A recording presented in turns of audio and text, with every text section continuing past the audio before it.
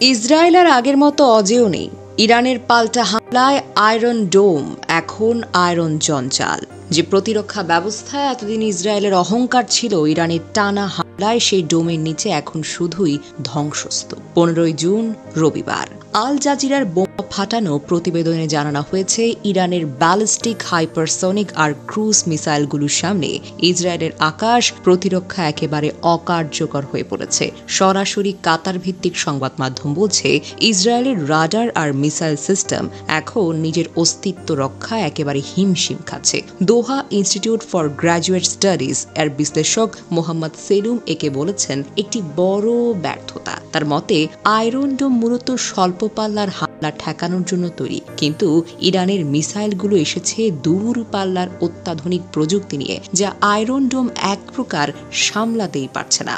Iran এখন কেবল হামলা করছে না, বরং ইসরায়েলের প্রতিরক্ষা প্রযুক্তিতে প্রকাশ্যে নগ্ন করে দিচ্ছে। ইসরায়েলি নাগরিকদের যারা এতদিন আয়রন ডোমের ছায়ায় আত্মবিশ্বাসী জীবন কাটিয়েছেন, তাদের এখন সাইরেন বাজলেই ছুটতে হচ্ছে বাংকারে, মাটির নিচে। আতঙ্ক আর অনিশ্চয়তা এখন ইসরায়েলের আকাশে ঘুরছে যেন প্রতিটি মিসাইলের মতোই।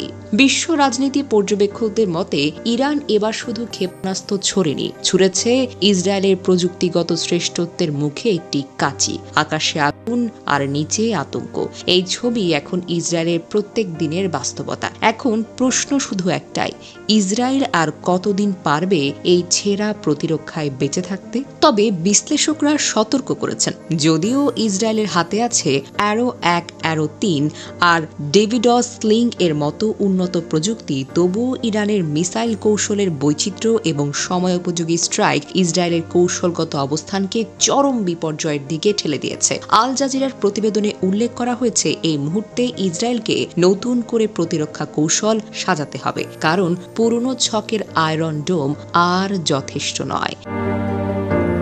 এদিকে ইসরায়েলি গণমাধ্যম চ্যানেল 14 দাবি করেছে, তেহরান ও তেল আবিবের মধ্যে চলমান সংঘাতের মধ্যে চীন ও রাশিয়া ইরানকে ক্ষেপণাস্ত্র সহ বিমান চালনার পরিবহনের সহায়তা করেছে। বেইজিং এবং মস্কো উভয়ই ইরানের ওপর হামলার জন্য ইসরায়েলের নিন্দা করেছে। চীনের পররাষ্ট্রমন্ত্রী ওয়াং ই শনিবার ইরানের প্রতি পূর্ণ সমর্থন ব্যক্ত করেছেন। তবে চীনের এই শীর্ষ কূটনৈতিক বলেছেন, ইরানের পরমাণু ইস্যু সমাধানের কূটনৈতিক উপায় এখনো শেষ হয়ে যায়নি।